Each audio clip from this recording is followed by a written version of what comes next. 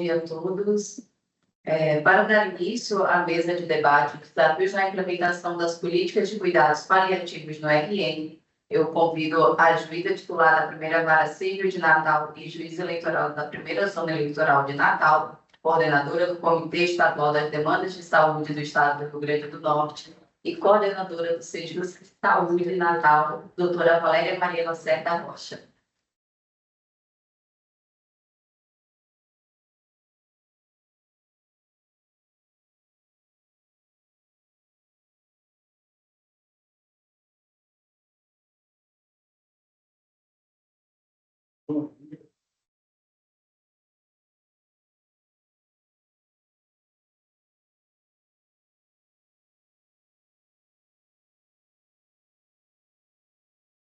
Bom dia, Santa Paz de Deus. Bom dia a todos e todas. Sejam bem-vindos e bem-vindas a esse nosso encontro, né? Como todas as palestras, os webinários, as oficinas de direito à saúde que o comitê se propõe fazer, nós buscamos sempre aqueles temas que são relevantes, que estão, né, na sociedade, de um modo geral, né, nos incomodando. Graças a Deus. E hoje nós vamos falar de um tema muito, muito importante na judicialização da saúde, que são, né, os cuidados paliativos. Então, quando o Comitê Estadual foi procurado pela doutora Silvana, propondo essa mesa de debate, foi muito bem aceito. Por quê? Porque nós trabalhamos em uma linha muito tênue com home care, cuidados paliativos e leitos de UTI, né? E é preciso que o magistrado ele tenha essa noção. Nós já fizemos uma mesa sobre UTIs, que era um tema que há 10 anos atrás era bem complicado aqui no Estado, e que ao longo desses anos da judicialização, ele foi se atenuando, não foi resolvendo, mas foi se atenuando. Eu acredito que justamente por desse amadurecimento da judicialização da saúde. Já fizemos também sobre home care, que é o SAD, né, o Serviço de Atendimento Domiciliar, e faltava, para coroar esse tripé, justamente os cuidados paliativos. Então, quando a doutora Silvana veio, foi aquela oportunidade de a gente trazer ao debate, né, esse tema que está relacionado ao UTI, que já tivemos, ao home care, ao serviço de atendimento domiciliar, e agora os cuidados paliativos. Então, assim, eu estou aqui só para apresentar um pouco aqui essa caminhada do Comitê Estadual das Demandas da Saúde. Então, para quem não sabe, o comitê ele é formado por várias instituições, são 22 instituições que têm assento no comitê atualmente. Tribunal de Justiça do Rio Grande do Norte, Justiça Federal, Ministério Público Estadual, Ministério Público Federal, AGU, OAB, as Secretarias de Saúde, os Conselhos Municipais, Conselho Estadual de Saúde. Então, todo esse grupo de pessoas trabalha, né, está atento às questões de saúde. Aqui, nós trabalhamos no estado do Rio Grande do Norte, mas nas 27 unidades federativas existem comitês. Então, cada um atuando dentro da sua realidade, né? E como eu falei, nosso trabalho aqui é justamente trazer esses temas à conscientização, seja da comunidade jurídica, e quando eu falo comunidade jurídica, eu falo não só de juízes e juízas, mas de advogados, de estudantes de direito, de defensores públicos, de Ministério Público. Então, como a gente costuma dizer, nós não estamos em lados opostos, nós somos a família da judicialização. Né? Nós trabalhamos para enfrentar os problemas da saúde pública e da saúde suplementar, tentando ajudar, trabalhando para preservar esse sistema, seja ele público, seja ele privado. Então, a gente não tem nada aqui. A gente tem uma família trabalhando pelo direito à saúde, no nosso caso, da sociedade particular. Então, só para esclarecer só para dar início ao nosso debate, e como será, né, a nossa dinâmica? Nós teremos uma mediadora, que é a doutora Silvana, teremos 2 médicas que irão expor, e posteriormente nós vamos abrir ao público para perguntas, para tirar dúvidas. Então, o pessoal que está online, né, que está nos assistindo, pode enviar a pergunta por chat, que Camila, nossa assistente, vai fazer, e o pessoal que está aqui no público pode pedir a Jeane o microfone e fazer a pergunta, tá bom? Então, assim, eu não vou mais me demorar, porque eu também estou querendo muito, né, beber dessa fonte. Então, eu vou chamar aqui a doutora Silvana Cavalcante Vieira, membro da Academia Nacional de Cuidados Paliativos, psicóloga, empresária, gestora da agência Lar e Cuidar Cursos, organizadora do Simple Care, Simpósio de Cuidados Paliativos. Ela vai ser a nossa mediadora. Seja bem-vinda, doutora Silvana.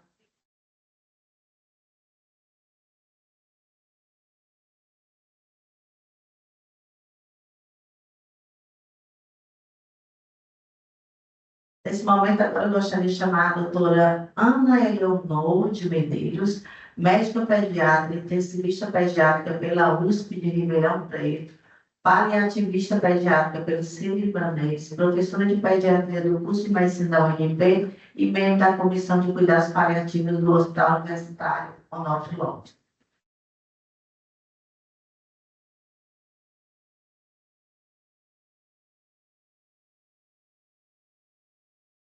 Agora eu gostaria de chamar a doutora Anique Polgram, médica paliativista, oncologista pediátrica do Corpo Clínico da Liga contra o Câncer, professora do Departamento de Pediatria da Universidade Federal do Rio Grande do Norte e membro da Comissão de Cuidados Paliativos do Hospital Universitário.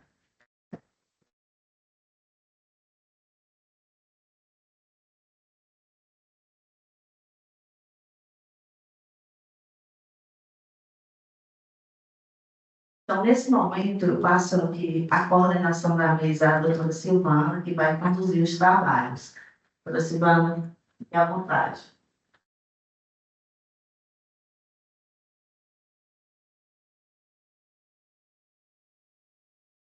Antes de mais nada, eu gostaria de agradecer imensamente a essa oportunidade ímpar, uma oportunidade que vem sendo galgada há exatos 10 anos, quando eu tive contato, primeiro contato com cuidados paliativos.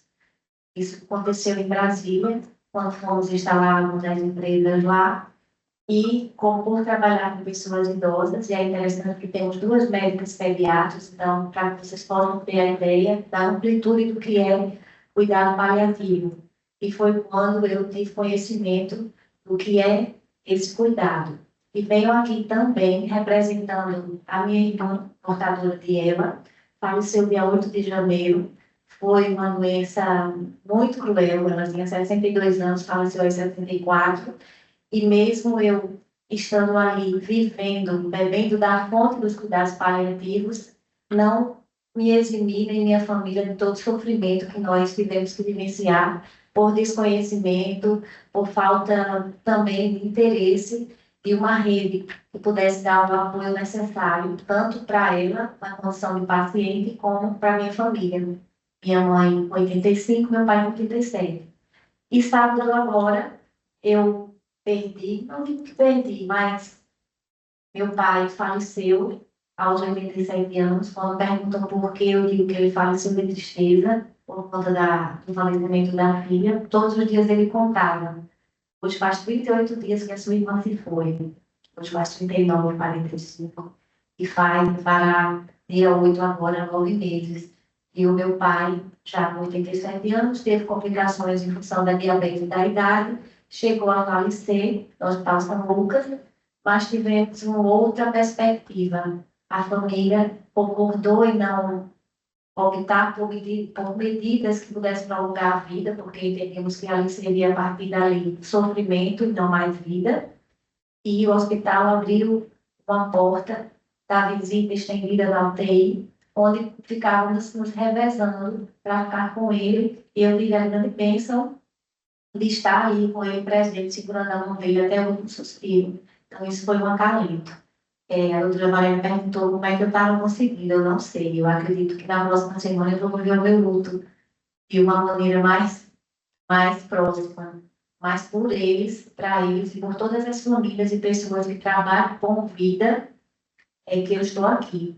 Então, falar sobre esse evento, falar sobre essa oportunidade ímpar, falar sobre 10 anos da resolução da OMS, que traz a política de cuidados paliativos como uma forma de fomentar em vários países ações que tragam valorização da vida nessa fase tão difícil. Cuidado paliativo não se trata apenas de fim de vida, se trata de continuidade de vida, mesmo que ela tenha um fim.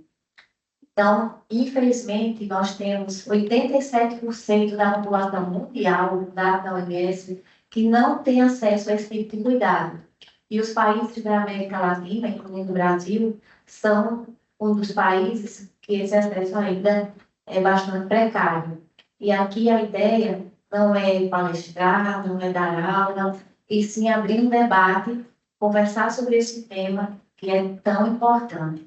Mas antes de qualquer coisa, o que seria então cuidado paliativos? Cuidado paliativo, segundo a OMS, são uma abordagem para a melhoria da qualidade de vida desses pacientes que possuem algum tipo de doença que ameace a vida e que busca, através de uma visão inter e multidisciplinar, cuidados que possam amenizar esse sofrimento, não só do paciente, mas também da família do seu entorno. Então, cuidados paliativos só funcionam em equipe. Estive ontem falando e divulgando o evento, uma rádio, e a repórter perguntou se cuidados paliativos teria um coordenador, um médico, quem é que estava à frente. Não existe quem está à frente. Existem funções das pessoas envolvidas que podem gerar ações para que aquele paciente e aquela família tenha conforto. Para vocês terem cuidado, terem ideia do cuidado. A especialização em cuidados paliativos, ela pode ser feita por qualquer profissional que trabalhe com esse público. A gente tem arquitetos especializados em paliatividade para olhar essa questão da acessibilidade, advogados, enfim. Então, é importante que a gente pense cuidado paliativo como uma forma de pensar na vida enquanto vida existir. Então, passo aqui para a doutora Nick, com muita honra, para que ela possa falar um pouco sobre o nosso tema. Muito obrigada. Bom dia. Quando Silvana me chamou, né, o primeiro contato, é sempre um desafio quando a gente traz um tema e a gente sabe que suscita perguntas antes das respostas, né? Se eu perguntasse aqui para vocês o que é cuidado paliativo, o que a gente está se propondo cuidar. Nós duas trabalhamos essencialmente com crianças atualmente, porque nós duas fazemos parte da Comissão de Cuidado Paliativo Onofre Lopes, mas da Comissão de Cuidado Paliativo Pediátrico. Quando a gente fala do adulto, algumas coisas são mais palpáveis, né? A gente imagina que no decorrer da vida a pessoa vai envelhecendo e o final vai culminar com a morte. Quando a gente fala de criança, a gente vê vários olhares, né, do tipo de pena. Não, a gente vai cuidar de uma criança em vida. Então, é essa a proposta do cuidado paliativo, cuidar da vida, e não da morte. Se eu perguntasse a vocês, o que é o contrário da morte? Alguém se habilita a responder? O contrário da morte é a vida. É não. O contrário da morte é o nascimento. A vida é o que há entre o nascimento e a morte. Então, todos nós nascemos e temos uma vida. No final dela, culmina com a morte. E é justamente com esse pensamento que a gente age no cuidado paliativo. Vale a pena prolongar uma vida, como o Silvano trouxe aí com o questionamento, ou você tornar essa vida mais humana? Quais são os valores de vocês? Para algumas pessoas, ir para uma UTI, estar entubado, estar com sonda, num quadro agudo, faz muito sentido. Para algumas outras pessoas, aquele fato de já ter uma doença avançada, onde o prognóstico é irreversível, então já está com a doença que não tem como você ter uma terapêutica curativa, você vai propor uma medida onde você vai prolongar, sim, os dias de vida desse paciente. Mas que dias serão esses? Quando a gente fala em criança, né, a gente vai falar de crianças, às vezes, com a doença crônica, que vai viver até os 50, 60, 70 anos. Às vezes, a gente está falando de uma criança com um prognóstico reservado. Talvez de meses, talvez de poucos anos. E daí, quando a gente pensa, né, no cuidado paliativo, a gente pensa sempre para propor para aquele paciente que tem uma doença que não tem cura. Eu digo a vocês, a instituição que eu trabalho, que é a Lica contra o Câncer, onde a gente trata crianças com câncer, eu atendo todas elas no ambulatório de cuidado paliativo, mesmo as que vão ser curadas. Por que não? Por que eu só posso oferecer um cuidado qualificado, cuidado mais abrangente? Eu não vou ver o paciente do leito 5 com a leucemia, que está no protocolo de indução e que vai receber tal esquema de terapia hoje. Eu vou ver Juju, que é assim que ela quer ser chamada, que precisou fazer uma traqueostomia porque o tumor estava na localização que precisava. Que tem uma mãe que está com ela todos os dias, que o que ela gosta mesmo é de ir para a escola. E que está ali no hospital traz uma angústia para ela porque ela sente falta do cachorro que ficou em casa. Então, eu não vou mais ver o paciente do leito 5, mas eu vou ver Juju, que tem tal patologia. Então, a gente, na faculdade, foi treinado, né, para tratar doenças. Não está errado. A gente foi treinado para conduzir casos. Mas a gente despersonificou muito a medicina no decorrer dos anos. Aí vocês me perguntam, é daqui? Não, acabei de chegar lá de fora. Terminei a pós de cuidado paliativo e sempre senti falta de conhecer o que se faz, né? E fui para fora do país. É exatamente os mesmos preceitos. Por que chamou o cuidado paliativo? Eu atendi um paciente de mais de 70 anos, lá no Hospital Infantil, e ele já estava na 11ª linha de tratamento oncológico. Imaginem vocês. O primeiro não deu certo, o segundo não deu certo, o terceiro não deu certo, já estava 11 tratamentos. Ninguém falou para ele que a doença não era curável. Imaginem vocês. 6, 7 anos tratando uma doença que tem nome, que é câncer, que ele poderia procurar em qualquer site de internet que ele teria ali as explicações mais básicas, e ninguém nunca falou para ele cuidado paliativo, nem o próprio médico dele. E é por isso que essa mesa é importante quando a gente traz para debater. Não precisa de paliativista para fazer cuidado paliativo. A gente precisa de pessoas que entendam. A gente sozinha, eu e o Leonel, trabalhamos num serviço em conjunto, mas a gente não é ninguém se for só nós duas. A gente não trabalha em equipe. A gente trabalha com uma equipe. Eu tenho um enfermeiro, eu tenho um psicólogo, eu tenho assistente social, eu tenho dentista, eu tenho fisioterapeuta, eu tenho fono em equipe. Às vezes vai ser justamente a fisioterapeuta que vai ter mais vínculo com o paciente. E talvez seja ela que saiba melhor escutar. Na outra instituição que eu trabalho, eu converso muito com o pessoal que trabalha na assistência direta, não da saúde, mas do cuidado, o SG. Cara da nutrição, que não é um nutricionista, mas é o cara que traz da copa a comida, é quem mais conversa com o paciente, é quem mais sabe da vida do paciente. Às vezes, o que tem valor para a gente, como pessoa, dependendo da profissão que a gente tem, não é o valor do paciente que a gente se propõe a tratar. Então, antes de eu questionar o que eu acho digno, eu tenho que questionar o meu paciente. E na pediatria tem uma particularidade importante. Eu não trato da criança, eu trato de uma criança no meio da sua família. Então, eu preciso entender como é que essa família convive, cuida dessa criança. Teve uma prova recentemente de concurso para ingresso em residência médica, onde eles fazem uma pergunta de cuidado paliativo. Sim, agora vai ser obrigatório na cadeira de medicina. A política nacional vem aí aparecendo, mas para a gente começar a falar, esse tema existe há muito tempo. Ele precisa começar a ser forçado, talvez, para a gente começar a sensibilizar. A pergunta era, o que você faz? Seu paciente tem 12 anos, ou seja, o direito sabe que com 12 anos a criança tem direito de opinar. Em caso de divórcio, qual dos lados ela quer ficar? Nesse caso da pergunta da prova, a criança tinha 12 anos. E ela disse para o copeiro, questão de prova de concurso, para o copeiro que ela não queria mais tratar, mas que os pais a obrigavam a continuar o tratamento. O copeiro conta para o médico, você como médico, qual é a sua atitude? Primeira opção, esquece o que o copeiro lhe disse, não é da área de saúde. Segunda opção, eu faço a vontade dos pais, porque os pais, né, são quem tem autoridade sobre a criança.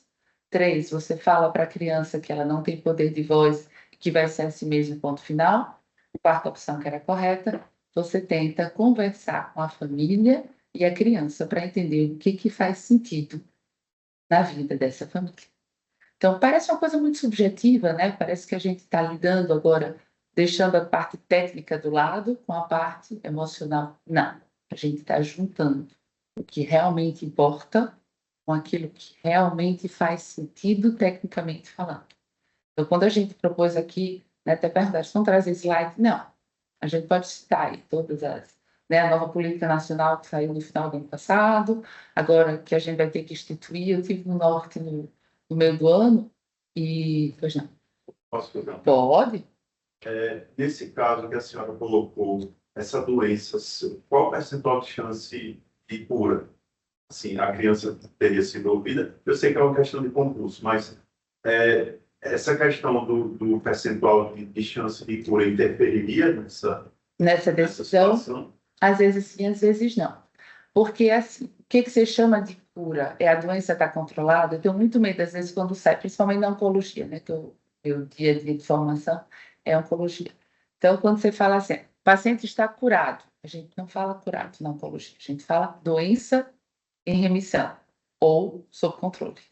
A gente acompanha, por exemplo, um paciente com uma leucemia, ele trata 2 a 3 anos, no primeiro ano, quase diariamente, ele está no hospital, recebendo quimioterapia diariamente. E durante 2 anos e meio, ele vai tomar quimioterapia diariamente. Se ele não responder ao primeiro tratamento, ele faz o segundo. Então, ele ficou ali 4 anos e meio com a gente. Quando acabou o tratamento, deu certo, ele está doença em remissão, eu ainda acompanho ele 5 anos. Então, no mínimo, esse paciente vai ser acompanhado durante 9, 10 anos. Pela FESP, lá em São Paulo, eles acompanham 10 anos pós-término tratamento. Então, 14 a 15 anos. O que é cura? Se ele recai 3, 4, 5 anos depois do segmento, ele não foi curado, então essa perspectiva de cura ela é muito subjetiva. E outra coisa, quando os pacientes me perguntam, doutora, quantas chances meu filho tem? Olha, é grave, mas existe sim a possibilidade de a gente reverter o quadro. O que a estatística diz 1% pode ser justamente esse 1% que está ali na minha frente. Então, eu, como médico, não posso ponderar nesse quesito. Não, ele só tem 1% de chance. Esse tratamento, ele pode reverter o quadro que o paciente se encontra? Pode. Ele pode reverter temporariamente ou ele vai reverter prolongado? Não sei. Então, muitas vezes, quando eu faço relatório na judicialização, eu tenho que botar estudos que comprovem que tem um benefício, mas eu não posso garantir o tempo desse benefício. Por exemplo, tem doenças que são super simples e que não causam grandes problemas, mas eu conheço paciente, por exemplo, que morreu de infecção respiratória por vírus, que todos nós pegamos, todo ano a gente tem. Pacientes que não tinham problema de sistema imunológico, paciente que era isto nutricionalmente e que, de repente, a infecção viral nele teve uma repercussão muito maior. Então, essa porcentagem de cura, ela não entra no nosso olhar na hora de eu discernir qual é o que vai precisar desse cuidado e qual é o que não vai precisar. Não. O que isso interfere para a gente? É uma doença grave. É uma doença grave. A chance de reverter é mínima. É mínima. Ele está evoluindo e a doença está progredindo. Então, ao invés de vê-lo uma vez por mês, eu vou vê-lo toda semana. Não preciso internar. O que a gente tem visto agora com a comissão funcionando desde do ano passado, quando o Leonor fez parte justamente da fundação, né, do início lá no hospital universitário, é que os pacientes que a gente mandava para casa com a perspectiva de dias ou semana de vida, meses ficaram em casa. E construíram histórias. As famílias têm lembranças dessa convivência, e não uma lembrança de hospital, não uma lembrança de uma criança internada, entubada, com sono, uma lembrança de uma criança, sim, debilitada, mas que vai em cima de um cavalo, que come cuscuz em casa. Então, para esses pais, em vez de passarem uma semana dentro de uma UTI, a gente acabou prolongando a vida dessas crianças com qualidade. E a porcentagem de cura dela era mínima. A porcentagem, em termos de chance dela morrer naqueles próximos dias, era altíssima. Mas os pais queriam levá-la para casa. A mãe disse: deixa eu ser mãe. Aqui no hospital eu não sou mãe. Aí a gente se pergunta, é nossa a região que tem dificuldade? Temos. Vamos para a região norte. Júlia estava lá. Eles têm 9 serviços de cuidado paliativo para o estado, para a região norte inteira. A gente, no Nordeste, só na Bahia, tem 34. Então, eles estão muito aquém, se a gente for ver. Mas, mesmo assim, tem muita gente trabalhando, às vezes sem formação, mas que já faz o cuidado paliativo. E quando a gente tem a proposta da política nacional, é isso. É a nível primário. Talvez eu não tenha o médico, o enfermeiro, o técnico, o psicólogo lá da assistência básica que tenha a formação em cuidado paliativo. Mas se ele entender e ele conseguir se vincular com o paciente, com o serviço de retaguarda, a gente diminui a sobrecarga também nos hospitais terciários. Para a gente é cômodo, a gente está no hospital terciário, eu tenho toda a infraestrutura de um hospital de grande porte. Mas em casa, eu não posso contar depois, mas quando faz visita domiciliar e você vai chegar até esse paciente, já tem aí o grande abismo, que é conseguir chegar no domicílio desse paciente. Mas, de repente, eu estava no outro evento, em outro momento, falando de câncer, e 2 enfermeiras que cuidavam dessa criança que não tinha câncer, mas tinha uma doença limitante de vida, disseram: eu sei quem é a paciente que a senhora está falando, é fulaninha. A gente faz as injeções nelas. Então, eram enfermeiras que estavam procurando conhecimento sobre o cuidado paliativo, porque elas já tinham uma paciente que elas estavam cuidando. E elas, às vezes, não entendiam as prescrições e as recomendações. Então, elas vão em busca. Então, eu acho de suma importância, quando a gente abre um debate desse, é sensibilizar todo mundo, não só a população da maneira geral, mas aqueles que estão envolvidos. Vocês devem receber judicialização, vocês devem ter conhecimento de quantas vezes se briga, ou então dentro de casa. Quem já não teve um parente, né, uma pessoa muito próxima, muito adoecida, e que às vezes o que fazia sentido para vocês não fazia sentido para a equipe do cuidado. Então, não, mas o médico disse que era humilhante, a enfermeira disse que é assim mesmo. Será que é assim mesmo? Será que todo sofrimento ele é tolerável? Até que ponto a gente tolera o sofrimento do outro e o nosso, o sofrimento do outro? Ele passar, então, a doutora Ana Andréa. Muito obrigada, doutora Anitta. Bom dia a todos. Primeiramente, obrigada, né, pela oportunidade, pelo convite. É algo bem importante de a gente falar. Quando a gente fala de cuidado paliativo, não significa que não é ter mais o que fazer. A gente está no hospital universitário, que a gente tem todos os níveis de formação, né? Desde o acadêmico de medicina, o residente de pediatria e aos médicos em geral. E quando a gente coloca uma criança em cuidados paliativos, principalmente sendo uma criança, às vezes a mentalidade é: deixa ela lá naquela última enfermaria ali, porque ela já não tem mais o que fazer. Mas é bem o contrário, ainda tem muito o que fazer. E quando a gente chega para fazer uma conferência familiar e falar com a família, a gente pode não ter muito o que fazer terapêutico em alguns pontos, mas existem outras coisas que são bem importantes e que a gente pode fazer, que pode dar uma diferença gigantesca. A gente implementou a Comissão de Cuidados Paliativos no UOL, no Hospital Universitário.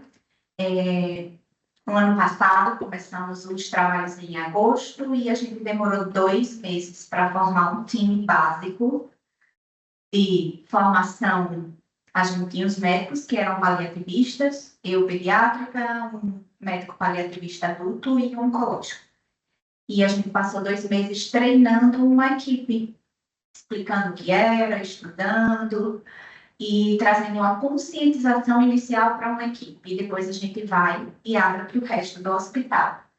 E tem sido, né, desafiador fazer cuidados paliativos em pediatria, mais ainda porque não é o ciclo natural da vida de a gente ver a mãe perder o filho. Pelo contrário, geralmente é o filho que perde a mãe.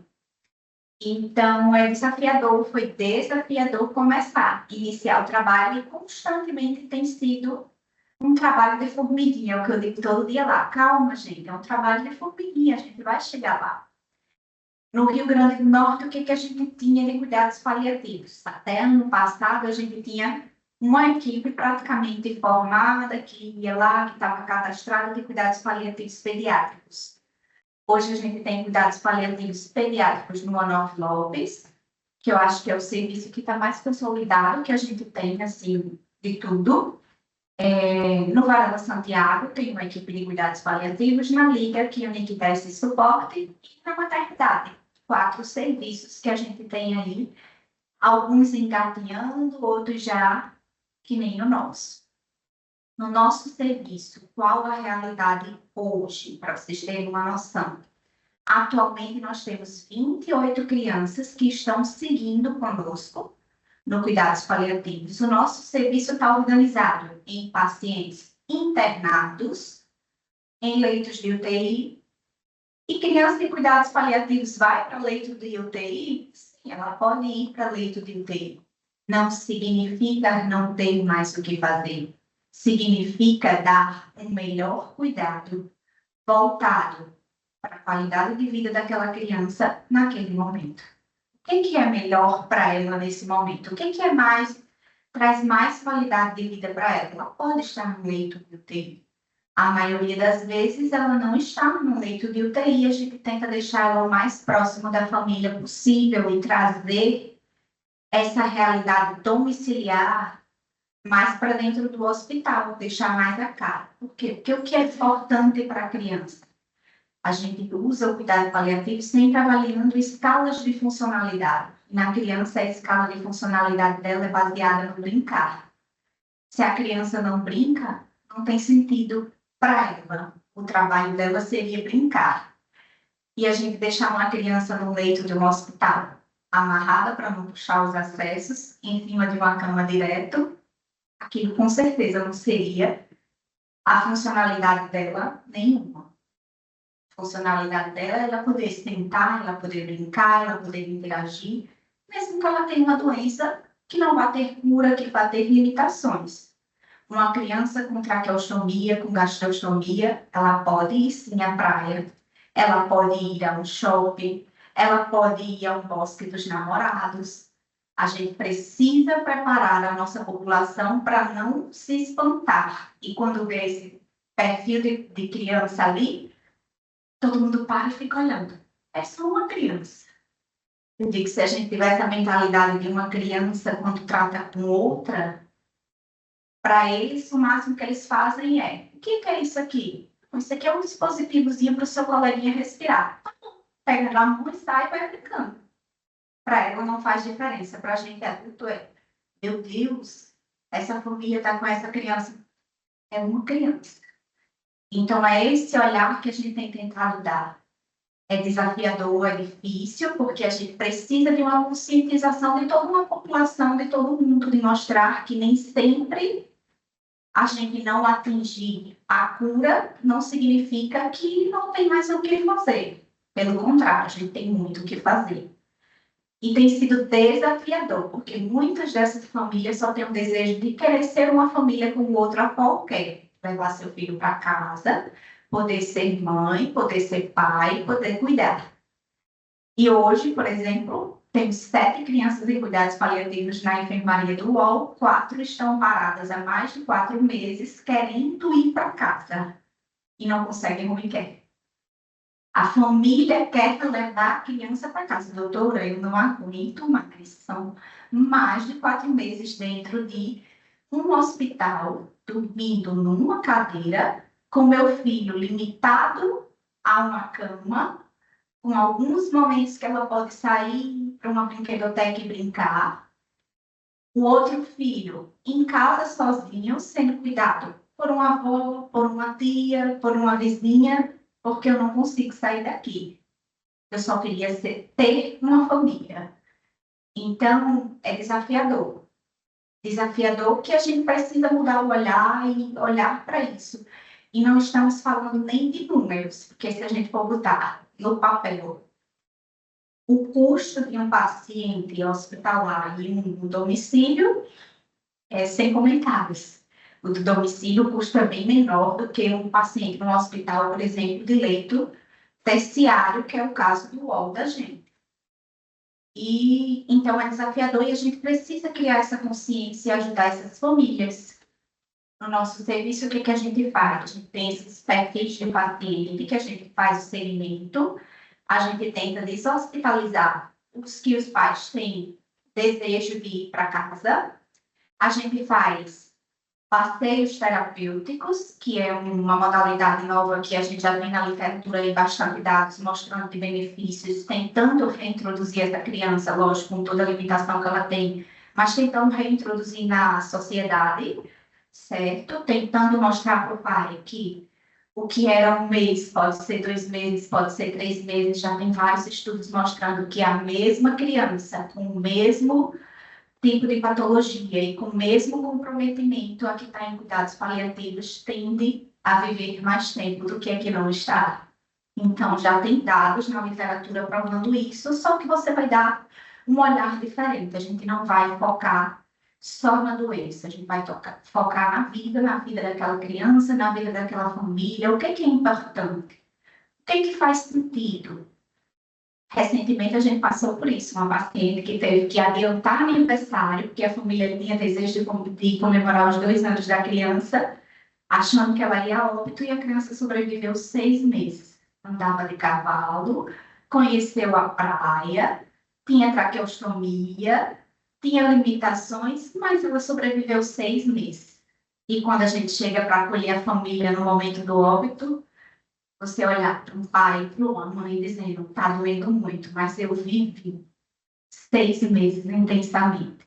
Eu tenho uma história para contar. Minha com minha filha. Ela deixou marcas não só na família, mas na gente também de equipe como um todo. Dizer, está doendo, mas vocês me prepararam para isso. Então, esse é o intuito. Ela ia toda semana no ambulatório. Toda semana a gente dava esse suporte para essa família e estava lá, em retaguarda. Doutora, aconteceu isso em casa, a gente tentava ajudar para que ela tivesse acesso, fazendo essa comunicação entre a rede municipal, do interior essa criança, e a gente aqui no UOL, dando essa retaguarda para ela. Então, não é só sobre isso. Quando terminou, a mãe e o pai foram encaminhados para o nosso ambulatório de luto. Então, a gente acompanha essa família no processo. Depois disso, tem também o suporte que a gente pode oferecer aí para essa família. É trabalho de formiguinha, como eu disse, a gente tem conseguido galgar novos horizontes e tem visto a diferença que tem feito nas famílias em gerais, porque, como eu disse, é desafiador, a gente não está acostumado a ter uma criança que vai morrer antes do pai e da mãe. Mas a gente também tem uma medicina que está se desenvolvendo, que está conseguindo deixar vivo crianças que antigamente não ficavam, que nem diagnósticos tinham. Então, a gente tem que estar pronto. É o que eu sempre digo, eu sou intensivista também, né? Não sou paliativista, e quando eu estou como intensivista, que eu recebo o residente, eu digo para eles, não adianta só você salvar esta criança, tem que dar condições dignas para sobreviver bem. Então, você tem que pensar em tudo que você está fazendo. É o que eu digo de políticas sociais que a gente anda junto. Eu digo um desafio que quando a gente terminou de salvar uma criança há um tempo atrás, que ficou bem grave, mas saiu com gastrostomia e traqueostomia, a mãe olhou para mim e disse, doutora, mas como é que eu vou para casa agora? Aí eu disse, mas por quê? Porque eu moro num barraco. Minha casa não tem chão, não tem parede, não tem água, e não tem luz. E eu preciso botar para casa uma criança que tem uma gastrostomia, que precisa ter uma traqueostomia, que precisa ser aspirada, que ela precisava de energia. Aí eu olhei para as residentes e vamos lá. Se ninguém nunca conseguiu arranjar uma casa, agora a gente vai ter que arranjar uma política de alguma coisa para conseguir uma casa para essa criança. A gente fez, deixou ela viva, mas a gente precisa dar condições dela sobreviver. Não adiantava só eu dar alta e dizer, o problema não é mais meu.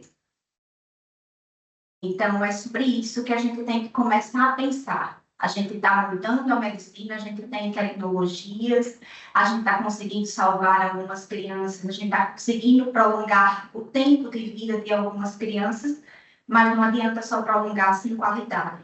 A gente tem que dar suporte para essas famílias viverem bem, não só sobreviver.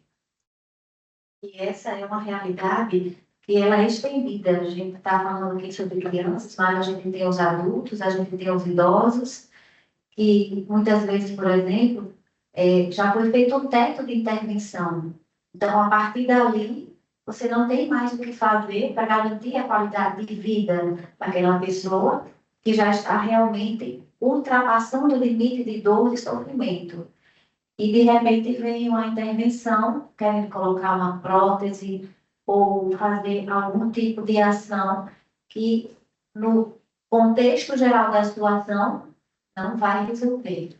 Mas, como, então, quais os desafios, de fato, são muitos dessa implementação das políticas de cuidado paliativo? A gente tem aí a PEC, que foi aprovada, os municípios vão receber, salvo engano, 30% a mais, um valor, para poder implementar. E como estão essas equipes?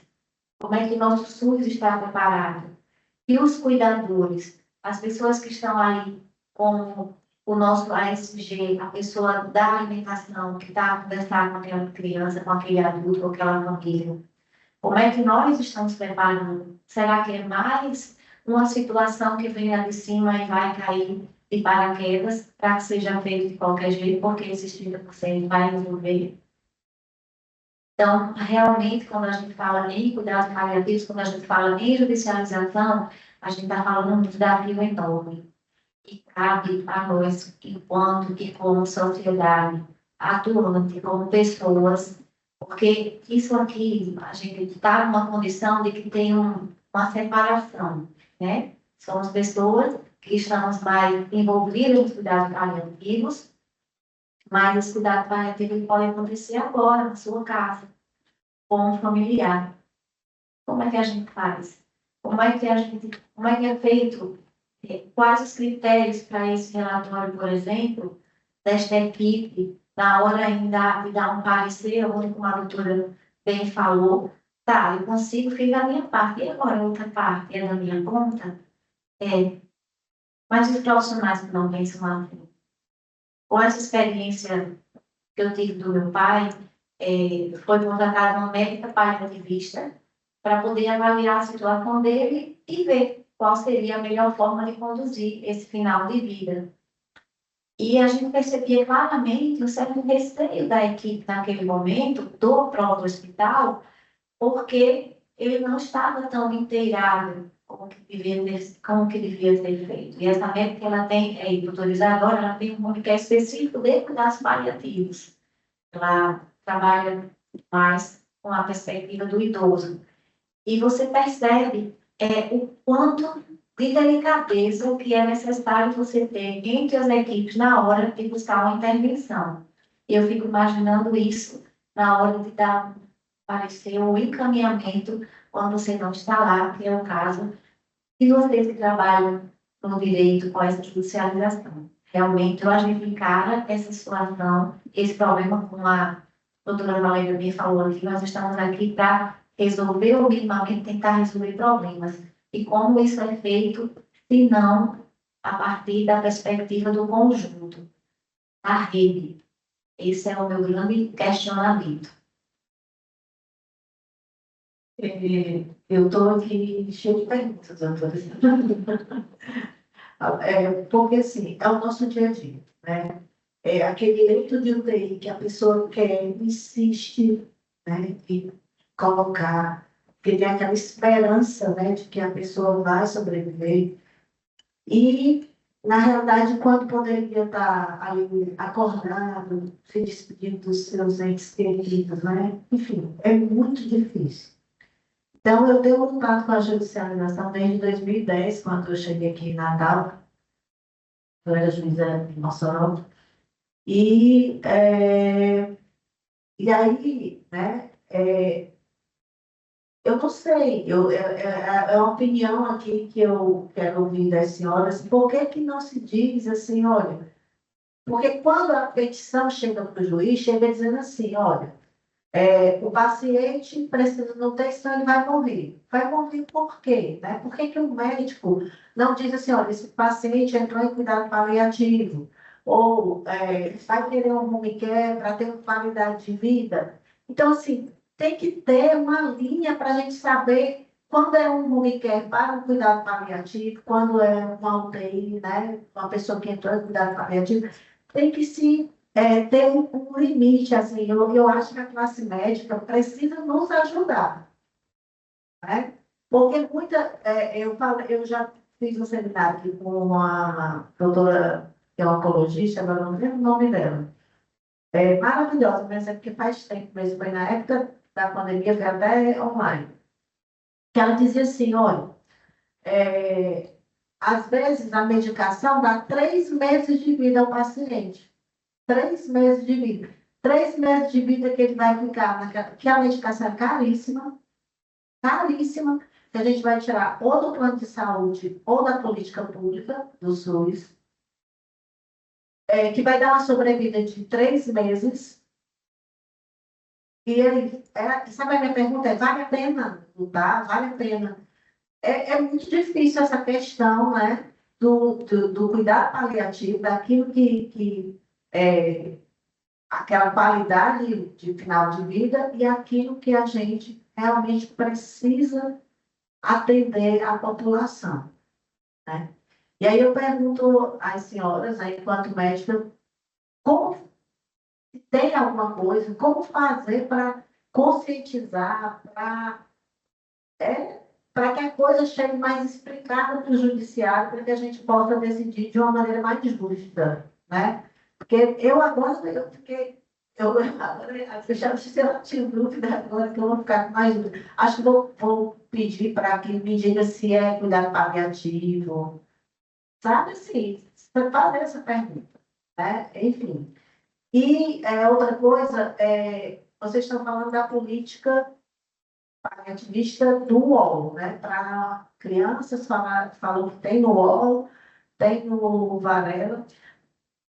Aqui no estado, há outras políticas em outros hospitais ou somente nesses hospitais?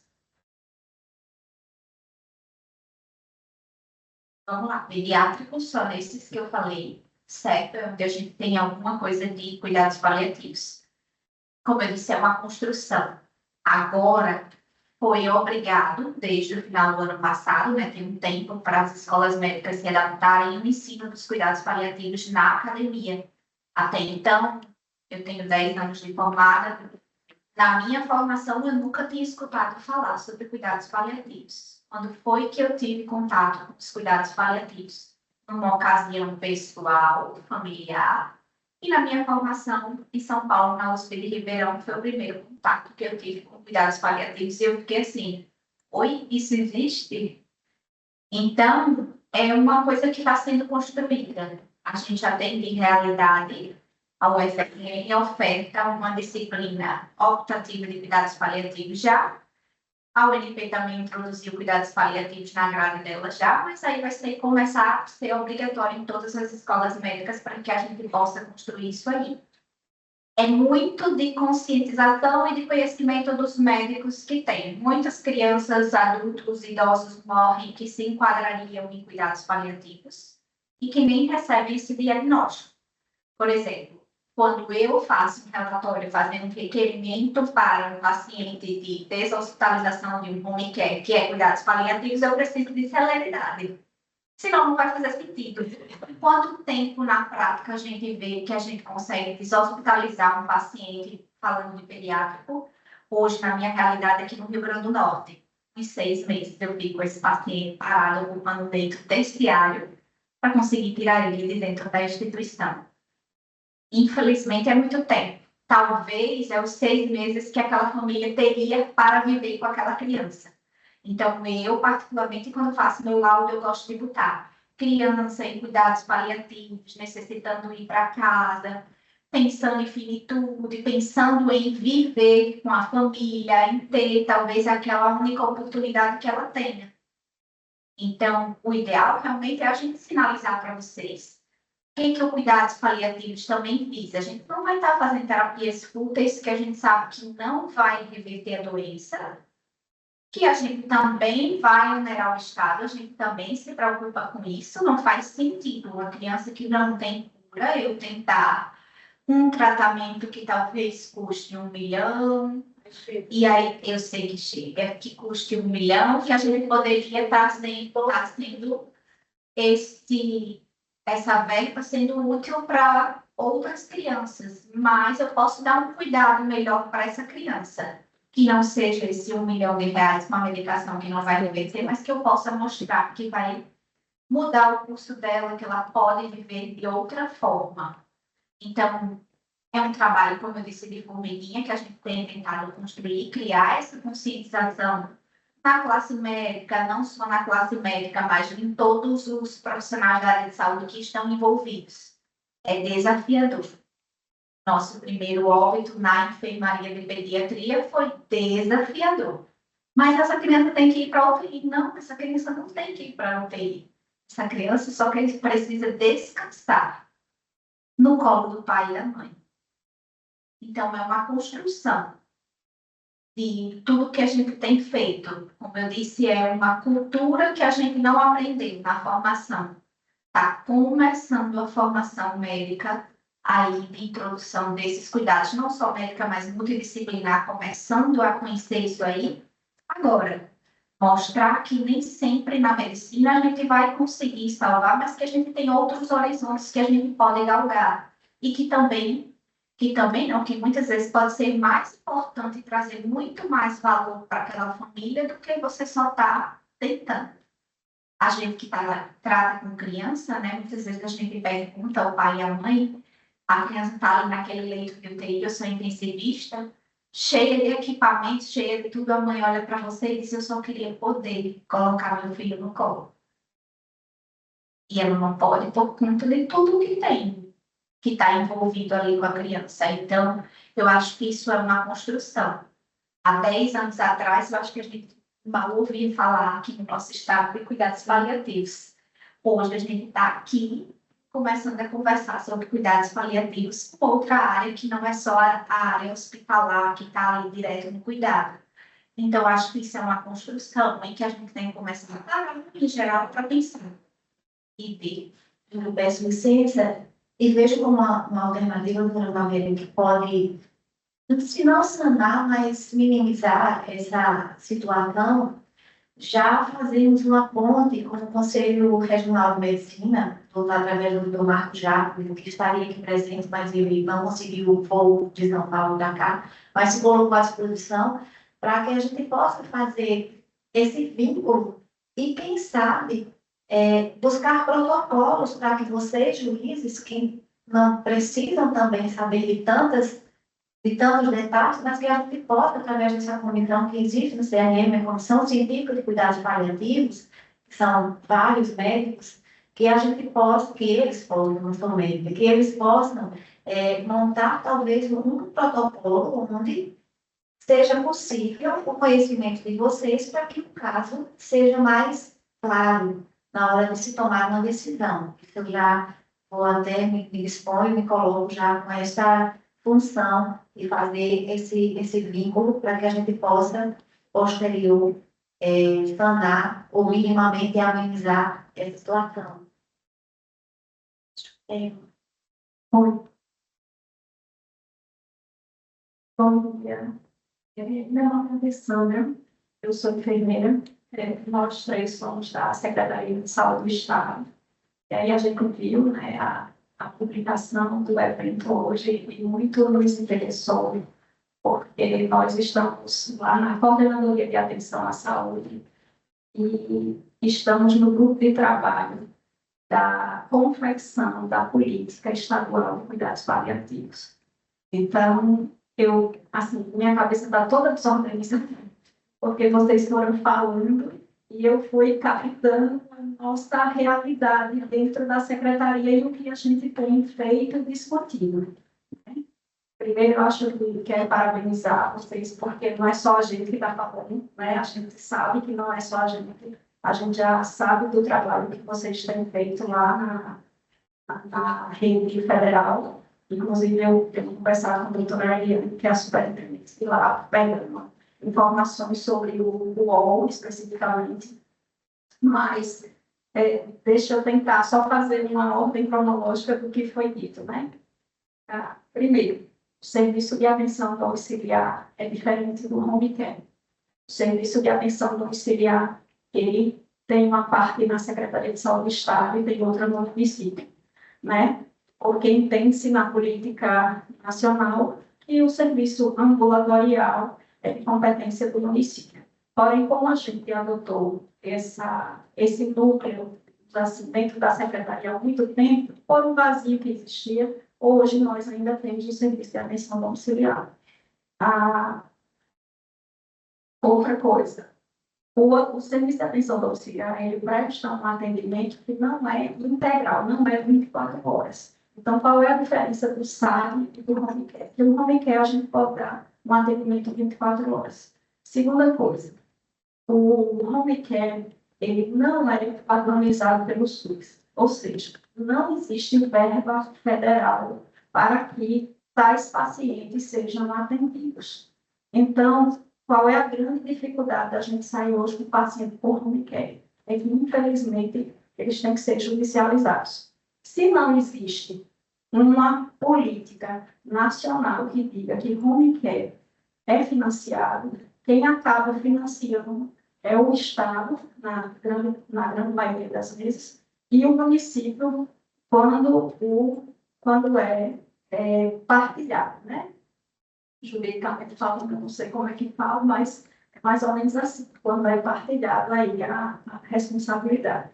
Então, lá no hospital, por exemplo, para auxiliar, nós fizemos algumas visitas, porque tem crianças que estão há muito tempo, assim como lá no hospital, né, universitário, crianças que estão há muito tempo, e nós vamos ver essas crianças, mas, como eu disse, infelizmente, tem que ser realmente através da judicialização, porque tem que chegar a essa determinação. Outra coisa, como é que anda a política estadual? Existe uma portaria nacional, né, que vocês conhecem, de 7 de maio agora, ela é bem recente, né, falar sobre cuidados paliativos.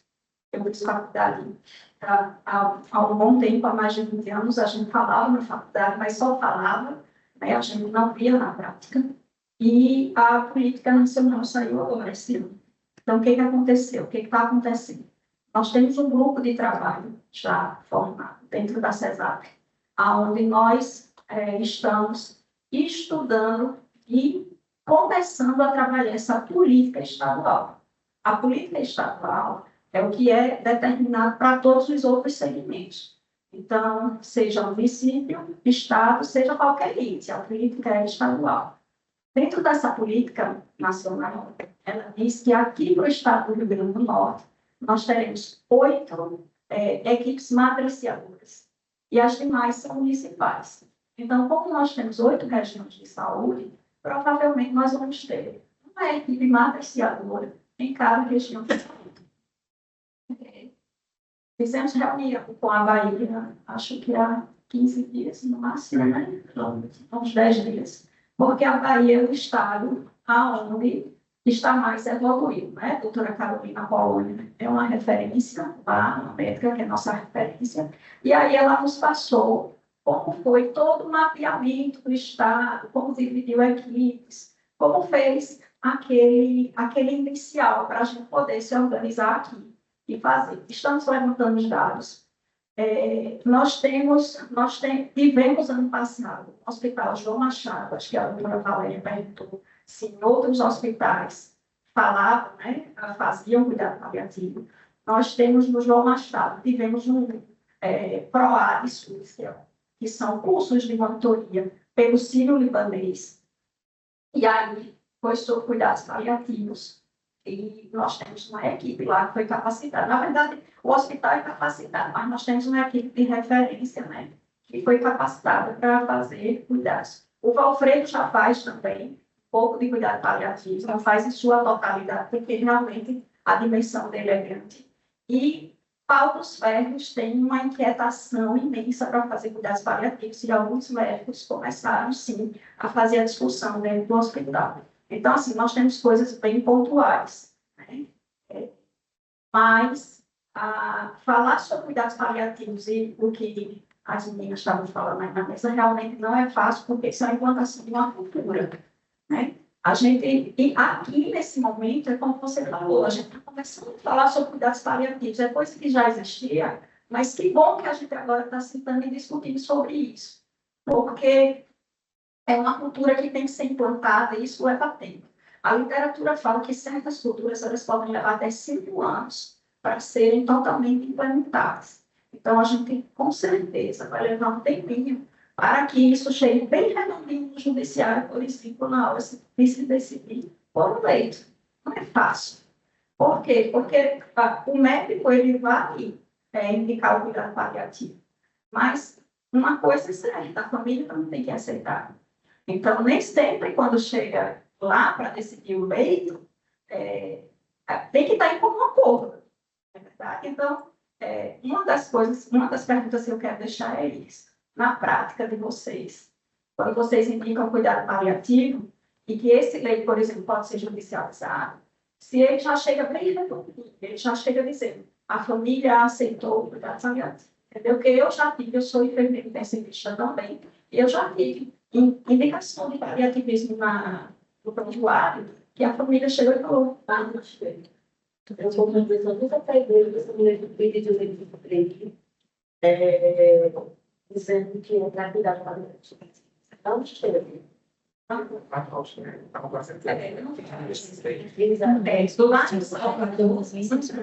Lá em Salvador, eles pegaram agora, esse ano, no hospital, que estava sem e o governo fez toda a reforma. E aí eles vão colocar 70 leitos para funcionar. O nome desse hospital chama-se hospice. São hospitais especializados para cuidados paliativos.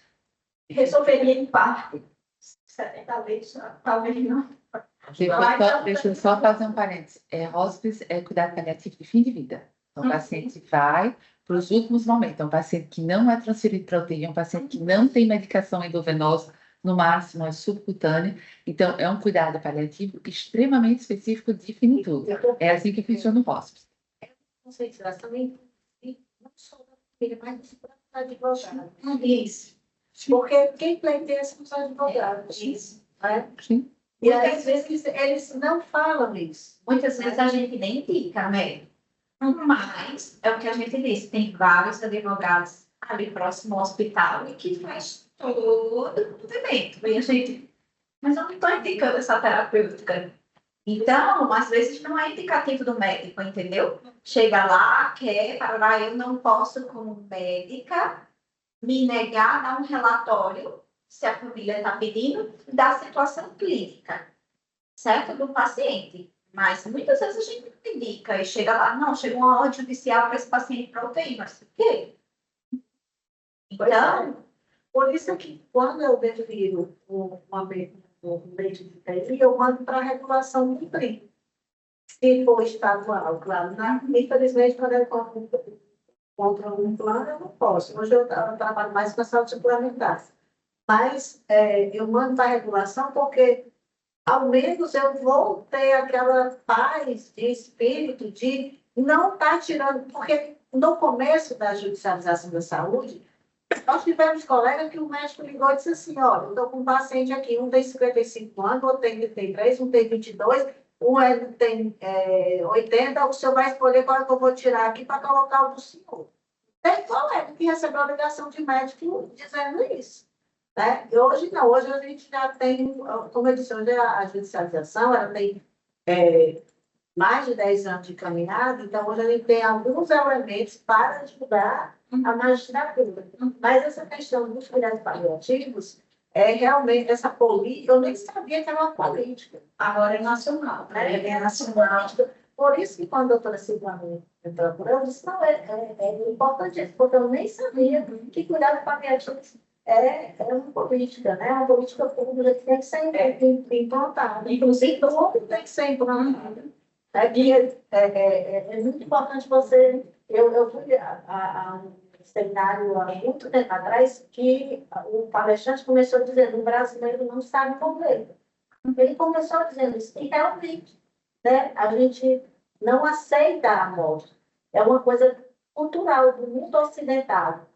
O mundo oriental ele aceita muito mais, né, essa questão dessa passagem e tal, do que o Ocidente. E o latino-americano, né? E o latino-americano, né? Assim, Mas, assim, eu só queria deixar bem claro para vocês que nós, no Estado, né, a gente veio aqui, inclusive, com esse propósito de dizer que a gente está se preocupando também com o que a gente está aprendendo. E que nossa intenção, não é nosso dever e obrigação capacitar essas pessoas, né? Como a gente vai fazer isso, a gente ainda está vendo, porque o Círio também está disponibilizando, através do PROAD, um novo curso de capacitação. Né? Não é um curso que sai nenhum especialista, mas que é o que a gente precisa, porque, como vocês mesmos falaram, né? Não necessariamente precisa ser especialista, a gente precisa fazer isso de forma bem abrangente. A gente está procurando escola de saúde, está procurando quais são as vias para fazer esse tipo de capacitação. Né? A gente fica à disposição para fazer essa discussão junto com vocês, né? Junto ao CRE. Nós estamos formando, o grupo de trabalho que foi formado é interno, mas a gente terá pessoas que serão consultoras, né? E sempre que for necessário, a gente vai se dirigir a vocês para pedir, para saber como funciona, principalmente a vocês que já têm o serviço montado. E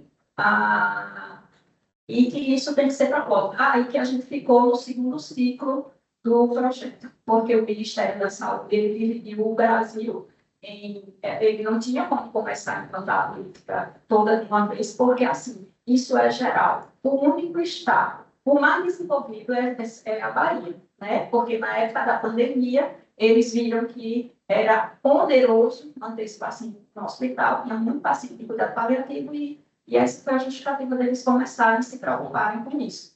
E o Ministério realmente deixou a gente para o segundo ciclo, né, que começa em janeiro, se eu não me engano, junho do ano que vem, mas isso não significa que nós vamos esperar o Ministério chegar até aqui para a gente começar já a fazer intervenções dentro do Estado.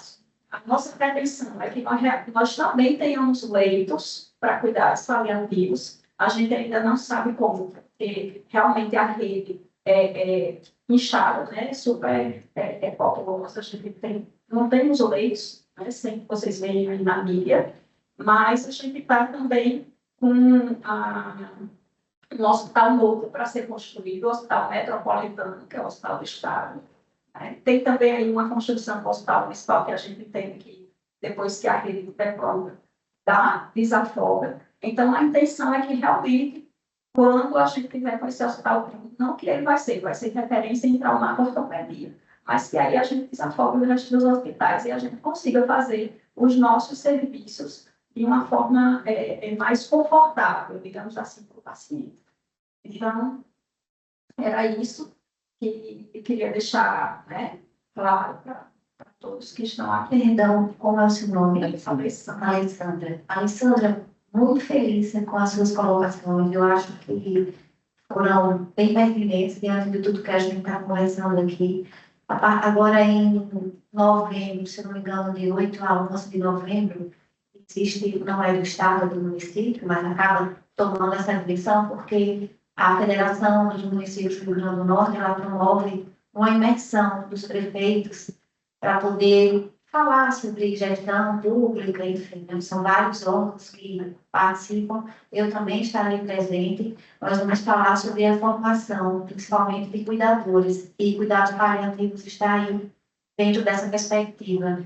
Acho que vai ser bem interessante. E também já reforça ainda mais a necessidade de vincular, né, a esfera jurídica com a esfera médica através do CRM. Saindo daqui, já vou entrar em contato com o doutor Marcos, para ver, com a doutora Valéria também, como fazer essa ponte, para ver se a gente consegue trazer essa comissão de cuidados paliativos, comissão científica de cuidados paliativos que o CRM dispõe, juntamente também com vocês, buscar esses órgãos para que a gente possa ver, olhar o problema e que ele não fique como um paraquedas que está vindo.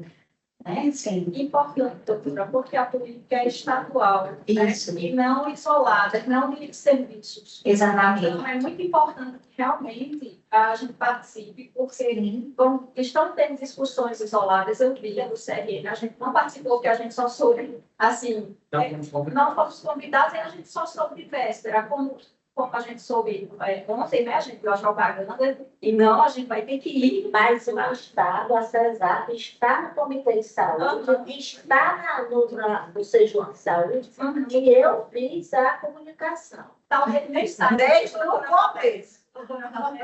Então, fica aqui o meu protesto. Eu vou estar a orelha do Guilherme. Guilherme. Estão todos no Comitê de Saúde, receberam a notificação. Pois vamos fazer valer a premissa, eu acho que de todas as premissas, mas a base de cuidados paliativos, que é justamente o trabalho em rede. Então, vamos descoordenar esses grupos e fazer com que a gente tenha realmente força, né, através desse grupo. Nós ainda não contactamos o COSERIS, que é o Conselho de Secretários Municipais, porque nós estamos nos organizando internamente. Então, a parte direta do município, agora, a gente achou que ia ser um estímulo que a gente não ia ter resposta, por exemplo, para agora. Exato. Eles vão começar a querer formar equipes. Qual é a verba que vai vir para o governo federal? Uma equipe formada, onde tem a médica paliativista sem pediatra, ela recebe em torno de 50 mil mês por equipe. E quando ela tem um pediatra, ela passa de 50 para 70. Então, cada município, isso vai ela pode sair os 400 pacientes, uma equipe, ela vai cobrir. Então, cada equipe dessa tem esse incentivo financeiro. Porque a política ela já veio todo esse incentivo financeiro atrelado, graças a Deus. E aí, a gente com certeza vai ter formação de equipes, aí a gente precisa avaliar, a gente precisa colocar critérios, inclusive de admissão de pacientes. Porque a gente pode ter aí pessoas que são ou que não são ficando dentro ou fora desse contexto. São detalhes que a gente precisa realmente de um segundo momento para poder avançar. A gente precisa mapear todo o estado, entendeu? Que é o que a gente está começando a fazer agora. A gente precisa levantar, por exemplo, população por região. A gente precisa saber quem são esses pacientes que a gente não conhece. A gente desconhece hoje quem são os pacientes. A gente só sabe quem estão lá dentro do serviço. Vamos rever, assim, eu acho que isso aqui é um pontapé inicial, né? Dentro do percurso ainda temos uma trajetória. Isso. Bem, bom dia, meu nome é Maria Luísa, sou advogada da União, estou como coordenadora regional de saúde da PEC 5 desde 2021, mas já trabalho com judicialização da saúde desde 2008, uma longa caminhada também. Queria começar parabenizando por esse debate, né, essas informações preciosas, logo nesse mês dos cuidados paliativos, e também parabenizar a doutora Valéria por ter encampado esses debates. E a fala de ambas aqui já simplificou um pouco a minha fala. Na verdade, eu tenho duas questões, assim. É o seguinte, a gente realmente tem muitas ações de medicamentos oncológicos aqui no estado, principalmente, né? Na quinta região, mas muito aqui no estado também. E a gente observa que realmente, assim, esses pacientes já estão metastáticos, já tiveram várias linhas de tratamento, às vezes são idosos, 80, 90 anos ainda, digamos assim, vou usar um termo técnico, né, usando a obstinação terapêutica, que é algo que o próprio CNJ, no enunciado 89, já recomenda que não aconteça, né?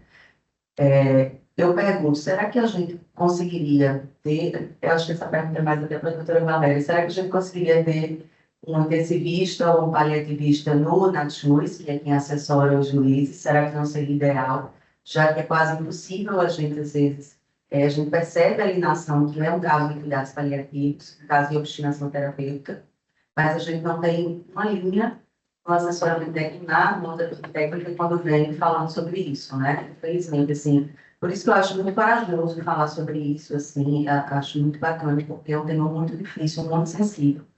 A gente, como advogadão, fica também, assim, numa situação muito delicada de ser quem tenta levar para o processo aquela situação de, olha, isso aqui é uma associação medicamentosa, falei, provavelmente, no caso de obstinação terapêutica, porque o paciente já é muito idoso, já é metastático, já tem várias linhas de tratamento aqui, não, né, realmente está no final da vida, da sua doença.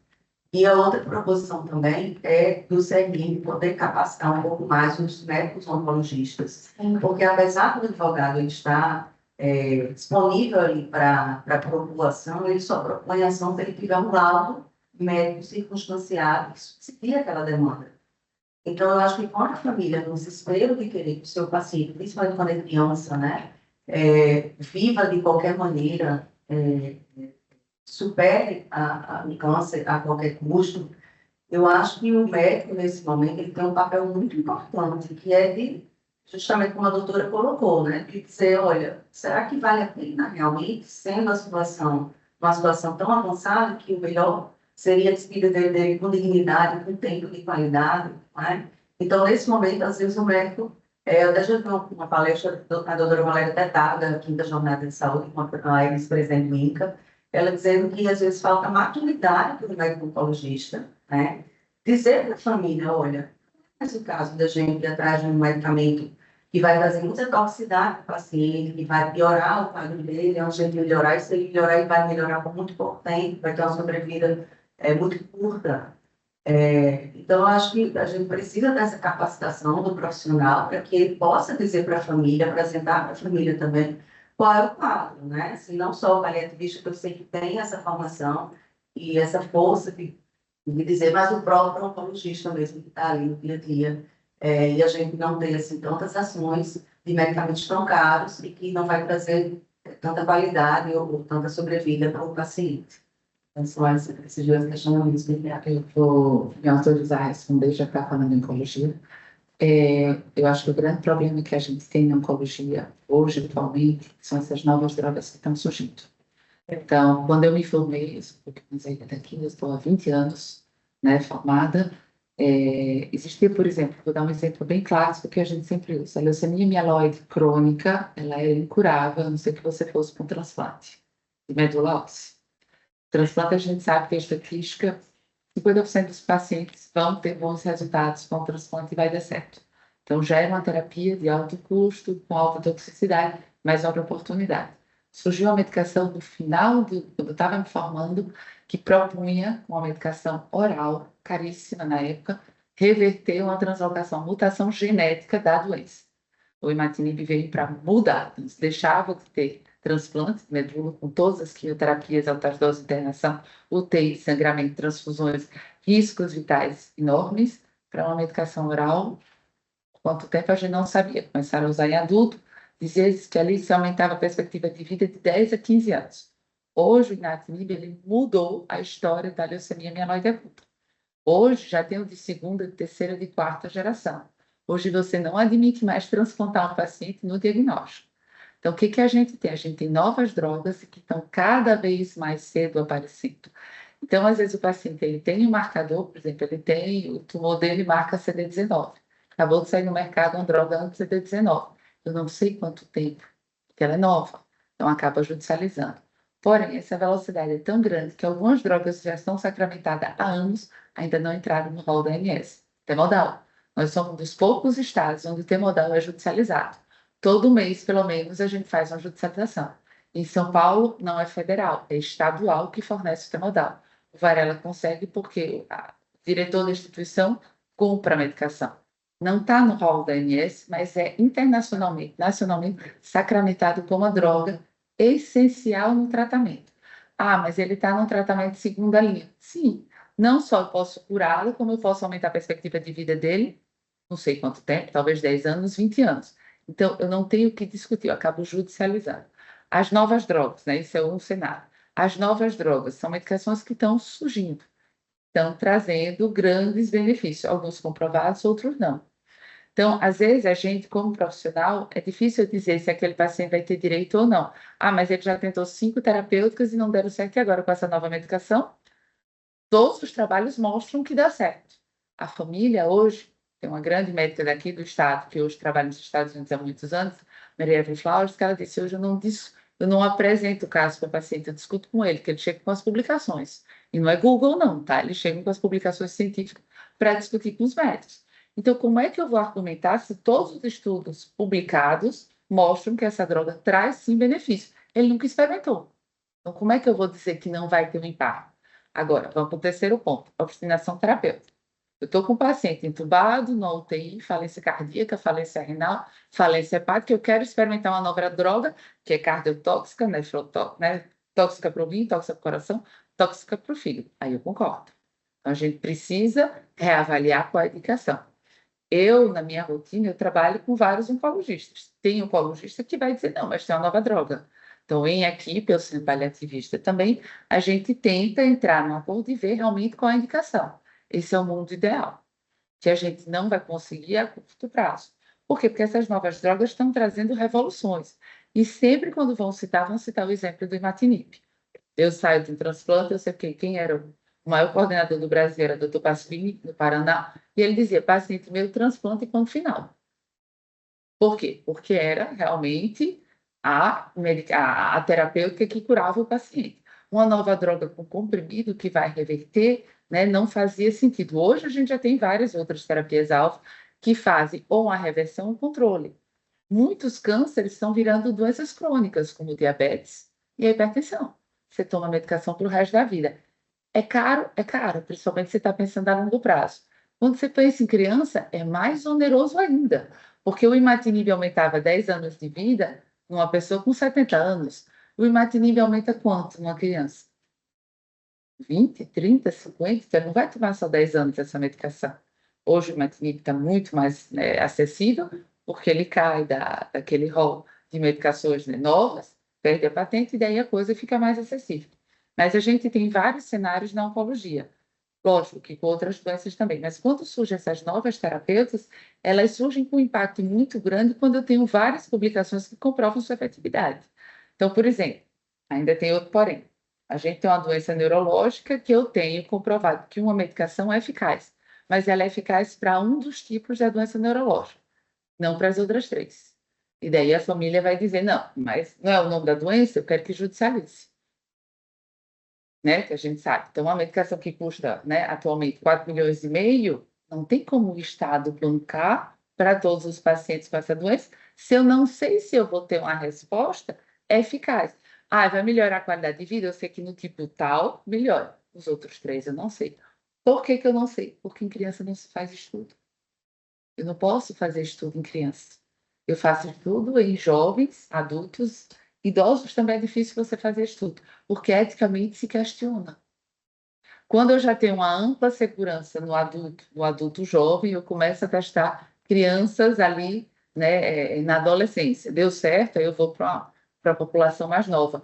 Então, a gente faz no inverso. A gente começa pelo meio, né, e depois testa nas crianças e, por último, testa-se nos idosos. Agora, eu concordo com você. Você tem um paciente de 80 anos, dependente de várias outras terapêuticas substitutivas, né? E daí você vai testar uma nova droga que tem uma toxicidade questionável em termos de benefício, mas isso fica difícil você centralizar isso. Não, vou contratar um paliativista, um médico especialista, né, em novas terapêuticas para isso.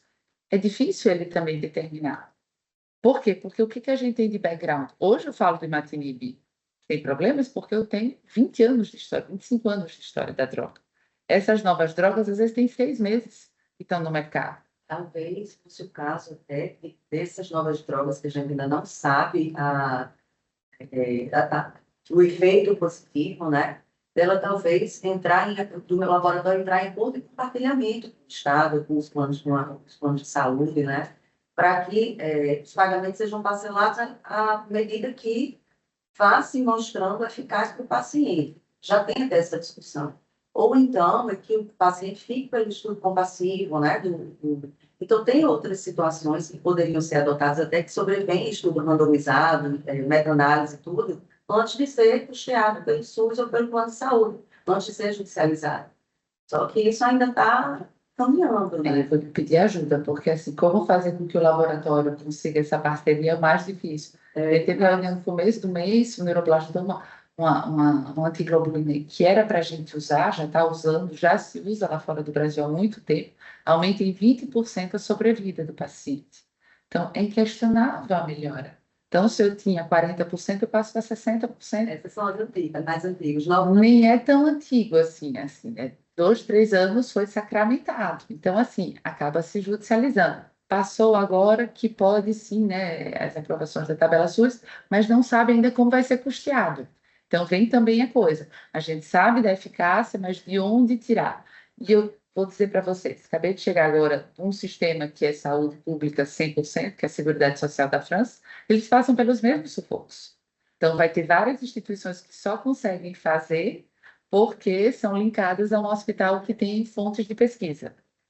Os outros serviços acabam tendo dificuldade, porque lá é tudo, home care, a comida, a pessoa que vai fazer a faxina da casa, é tudo o SUS que é responsável por custear. Então, o paciente ele é 100% englobado.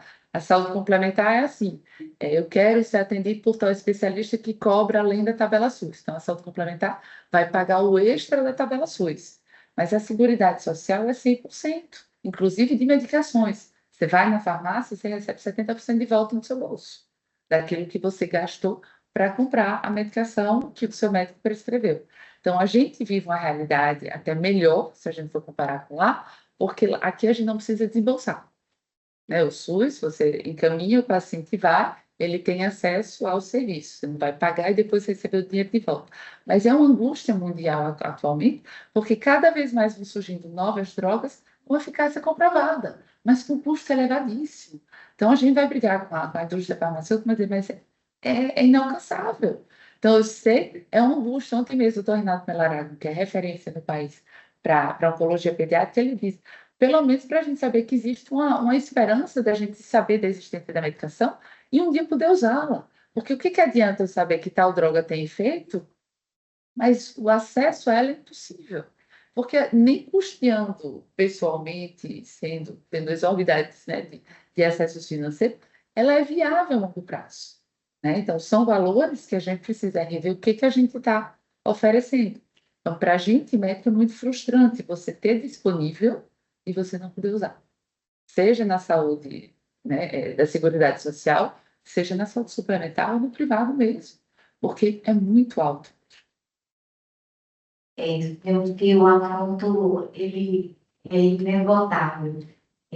Gostaria de encerrar com a pergunta do nosso colega ali, em função do Jonathan, em função do horário, mas realmente eu estou aqui, acho que como a nossa colega Alexandra, com a cabeça fervilhando.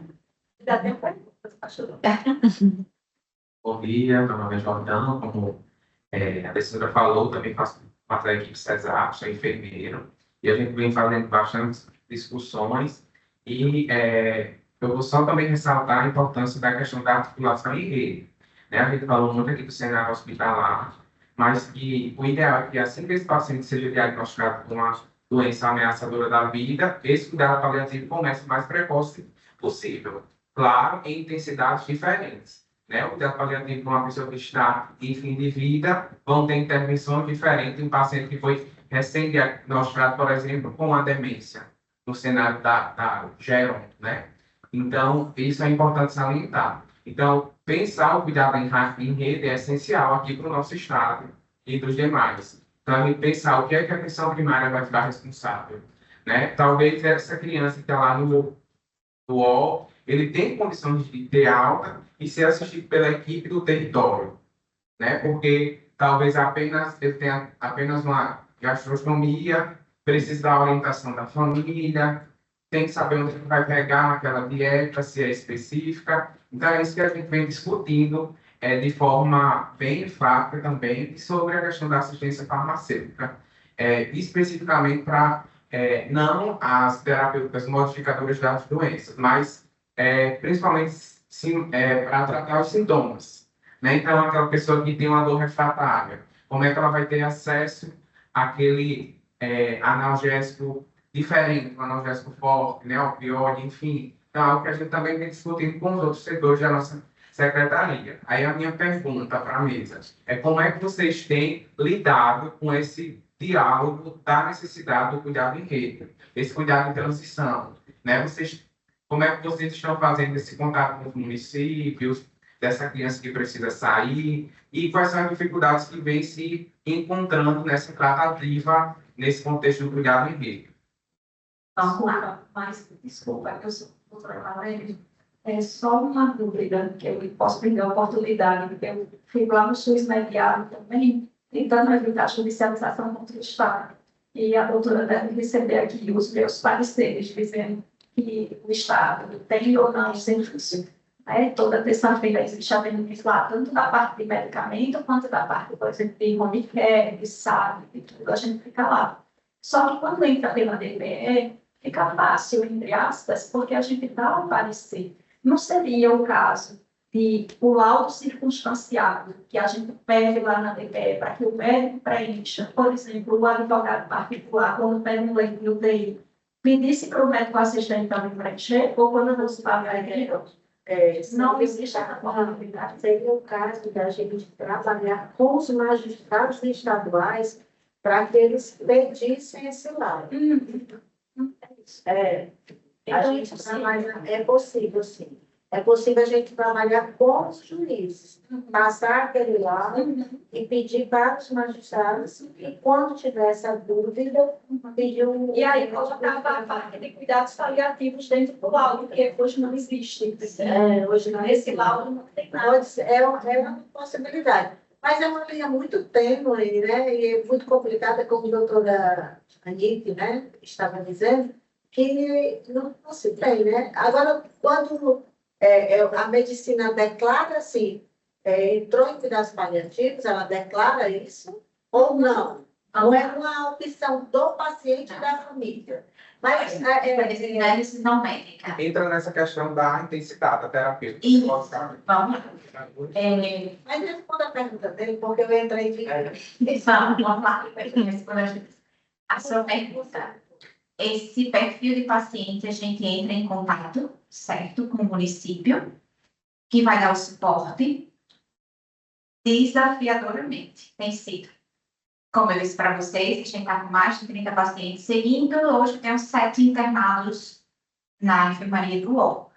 O restante está domiciliar. Tem um pedaço que está de SAD, tem um pedaço que está de home care, e tem alguns que não estão com nada. Estão conosco, certo? Os que estão com SAD, sinceramente falando, é um desastre. Não estão com ninguém. Eu tenho um paciente agora que está com SAD, que eu olho e digo, gente, não adianta, vocês botam SAD só para dar suporte. O paciente tem que fazer fisioterapia pelo menos 3 vezes na semana, faz 15 dias que ele não faz. O paciente precisa ter um aparelhozinho para aspirar. Para aspirar o paciente que tem traqueostomia. Então, ele foi, passou 15 dias em casa e retornou novamente. Não conseguimos cumprir o objetivo. Não é falta de ativar, porque eu já ativei o SAD, chamei a equipe, passei todo o caso, me proponho a explicar. Eu digo porque essa parte mais burocrática acaba ficando comigo da equipe. Me proponho a explicar qual a terapêutica, a gente tem um telefone para fazer funcionar. Cuidados paliativos pediátricos tem um telefone que elas têm acesso, que eu tento marcar consulta, fulano não está legal, para pedir para vir, quem pode ir hoje no UOL, ver essa criança via ambulatorial. Então, a gente tenta articular a rede para isso, para dar um suporte. Os de SAD, sendo bem sincero, não tem funcionado nenhum. Está sendo um suporte que a gente dá. Os de home care funcionam. os de home care funcionam, não tem funcionado, a criança tem conseguido. Privado, né? Isso, que acaba o Estado não tendo condições de ter uma equipe e terceiriza, né? Então, esses têm funcionado. Agora, o que fica pelo município de Sade é um desastre mesmo, assim, de você olhar. Funciona. Por exemplo, agora tem uma aqui. Não tem nem questionamento, ela tem indicação de home care. Ela está internada há mais de 2 meses, a mãe desesperada para ir para casa, porque é o segundo filho na mesma condição. Então, imagina, ela está lá com uma criança internada que precisa de ventilador, mas não tem outro em casa na mesma condição. Que quem está cuidando? O pai sozinho. Um desastre familiar. E isso está perdurando. 3 meses, ela disse, doutora, para eu conseguir o home care da primeira, foi 9 meses. Eu vou ficar 9 meses nessa situação, eu não tenho condições. Mas já foi indicado e o Estado disse que não tem condições de montar um home care, está no Ministério Público aguardando resposta. E esse aguardando resposta vão se passando dias. Então, a gente, às vezes, até ativa o Ministério Público, só que deu muito tempo. Mas, por exemplo, os de experiência nossa, pessoal, estou dizendo, todos não está funcionando. De home care está funcionando. De estado, não. Mas a gente está indo lá. Vamos lá. A gente tem tentado dar esse suporte a essas famílias para tentar montar isso aí, desse cuidado paliativo aí. Respondendo a sua pergunta, vamos lá. Quando a gente coloca uma criança em cuidados paliativos, existem graduações que a gente chama. Cuidados paliativos proporcionais e cuidados paliativos exclusivos. Quando a gente chama exclusivo, é porque a gente, na medicina, já não tem mais muita coisa para ser feita. Então, a gente não reanima, a gente não ocupa leito de UTI, a gente não indica outras terapêuticas. Quando a gente começa a seguir com a família, é o que você disse, o mais precocemente possível, que eu entro no caso como médica paliativista, isso facilita o vínculo e o ganho de confiança e a gente conseguir instituir terapêuticas aí mais exclusivas, certo? Então, a gente vai construindo, vai andando junto com a família ali. Quanto mais precoce eu entro, melhor o resultado para esse vínculo ser feito, que a gente, na experiência da gente, que a gente tem visto. Muitas vezes, os pacientes começam a seguir com a gente geralmente, no UOL, a gente não entra em cuidados de fim de vida na pediatria, a gente consegue entrar mais precocemente. Então, quando chega no processo de fim de vida, esse vínculo já está formado, é muito mais fácil de a gente conversar, de a gente instituir limitações de terapêuticas, de dizer, a partir daqui, a obstinação terapêutica não é fácil. Mesmo sendo paliativista, eu tenho o meu colega que é intensivista lá, ou que é o plantonista, que está dizendo, como assim eu não vou fazer nada? Calma. Você vai fazer outras coisas que dá para ser feita. Então, é uma construção de cuidados. Então, existe essa graduação. Quando a gente entra, às vezes, eles são, não são paliativos exclusivos, mas são proporcionais, que a gente vai montando uma construção de plano terapêutico junto com a família, até se tornar um exclusivo. Então, hoje a gente tem desses 2 perfis de paciente que a gente está seguindo. Tem os exclusivos, que a gente já sabe, que a família é consciente, a família tende a isso, porque foi uma construção que a gente construiu junto. Na verdade, eu acho que a família, nesses que são exclusivos, que estão com a gente, ele mesmo que chega. Esse médico tudinho já sabe que meu filho é exclusivo, né? Que eu não quero que, se ele comece a complicar, tem que ir nele para fazer nada. Calma, todo mundo já sabe, já está no prontuário. Então, eles mesmos já conseguem ter essa visão. Mas isso foi fruto de uma construção, de muita conversa, de uma equipe toda ali, não só eu como médica, mas a psicóloga que está sempre ali, a assistente social que está sempre ali chegando, a terapeuta ocupacional, a fisioterapeuta, a enfermeira, então uma construção disso aí. O médico intensivista realmente ele fica quando dá aquela esperança familiar, porque eu sabia que meu pai ia morrer, estava na UTI já há 15 dias e quando ele teve uma parada cardíaca de 22 minutos, ele foi cheio de sequelas. Eu disse para o médico, ele não vai mais voltar, né? Ele, não, mas enquanto há vida, a esperança. Então, a gente ficava alimentando aquela, mas eu sabia que o pai não voltava daquela parada cardíaca. Ele não ia sair. Ele ainda viveu 2, 3 dias, mas aí ele veio a falecer. Mas o médico intensivista, ele faz isso. Ele fica com aquela esperança na família, né?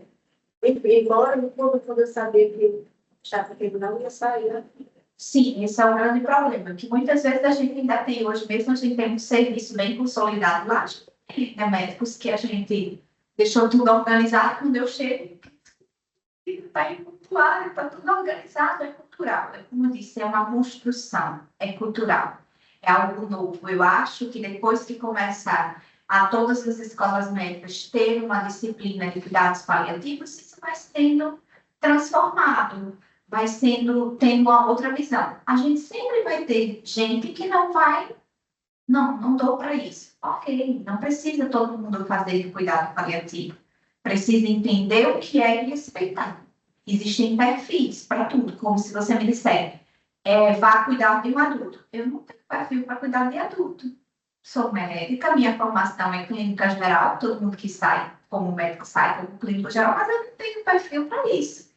Mas isso não me dá o direito de eu chegar lá, por exemplo, quando estão cuidando de um familiar meu, querer intervir e cada um tem a sua área, assim como vocês. Tem coisas que vocês não conseguem entender, que, como ela disse, se a gente tivesse talvez uma pessoa nos auxiliando que fosse da área médica que tentasse ver isso, ajudar. Por quê? Porque cada um tem a sua área, mas eu acho que isso é um processo de construção, de conscientização. A gente ainda tem essa cultura aí de sempre querer fazer, esquecer o que é distanase, esquecer o que é obstinação terapêutica, que faz parte da formação do médico generalista.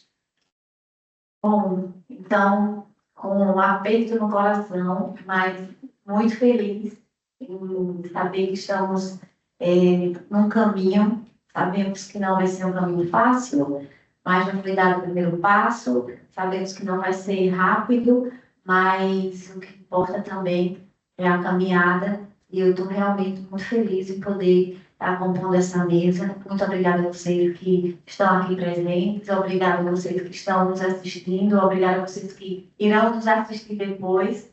E já me proponho, doutora Valéria, muita gratidão pelo seu sim na hora que a gente foi conversar, foi muito importante.